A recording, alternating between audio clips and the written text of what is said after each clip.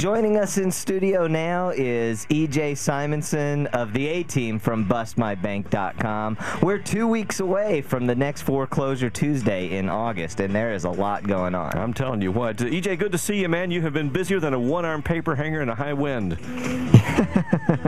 With one leg, jumping on one leg and hanging it all up. So if you've been so busy, how come the Houston Business Journal had this report out, I think last week, about Houston foreclosures being up 34% from last year? That's pretty amazing. Yeah, it is. You know, the first 6 months of this year compared to the first 6 months of last year, we're seeing the same thing we have the last couple years, and that is an increase in the number of foreclosures, which completely flies in the face of everything the administration has claimed they're going to do, and that is to, you know, bring a halt or slow down or decrease or fix, whatever they want to call it, the foreclosure situation. The reality is people are still in a default are still defaulting at a high rate. I was talking with some people last night who were talking about going through one of these HOPE programs. For the last 6 months, they've been dancing with these people. They're getting nowhere. Nowhere. In fact, they're going to be calling you today. Well, that we'll do our best to help them. Probably the HOPE for homeowners. That's typically when we hear somebody say, well, I called this HOPE thing. I was in this HOPE group. The HOPE for homeowners was one of the first forays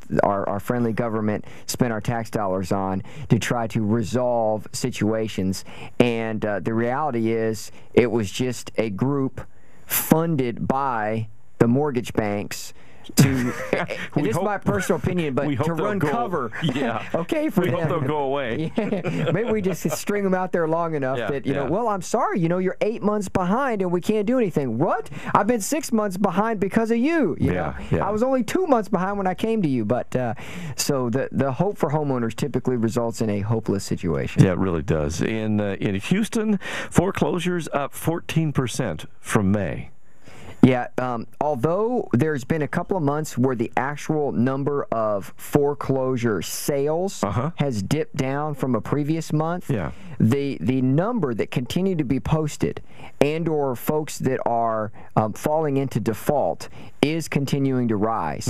And, you know, it's due to a combination of things. The first thing that causes a person to not be able to get out of a foreclosure situation is, bottom line, inability to sell the house. And if you don't have appreciation continuing to push up the value of your home, then when it comes time to sell, if you're in a desperate situation, whether it's a loss of job, divorce, relocation, whatever the need is, you need to sell the house.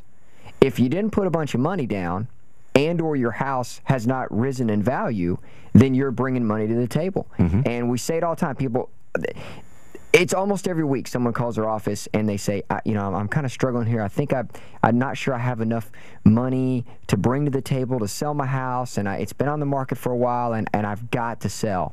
And, you know, my grandmother's sick in Oklahoma, and I'm moving up there to help the family, and I can't rent up there and pay my house note.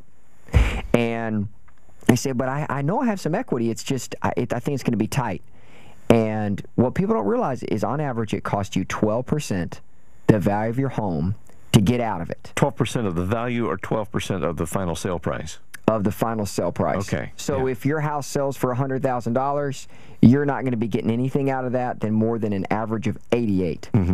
And so people that put 5% down, if your house hasn't risen in value, you're going to be bringing money to the table, or you're going to be going to your lender and trying to get a short sale done. When your loan's upside down like that, it just makes it that much harder financially to straighten your situation out. That's right. Hey, coming up next, true stories from the files of E.J. Simonsen and BustMyBank.com, including a man who tried to blow up his bank with his car. What is he, Al-Qaeda or something? This is bizarre. And that's coming up next on Talk 650, powered by CBS Radio. That's Brent Clanton. I'm Stephen K. We'll have more right here, and you can join us at 713-965-650. It's 16 minutes past on Talk 650, powered by CBS. Clear.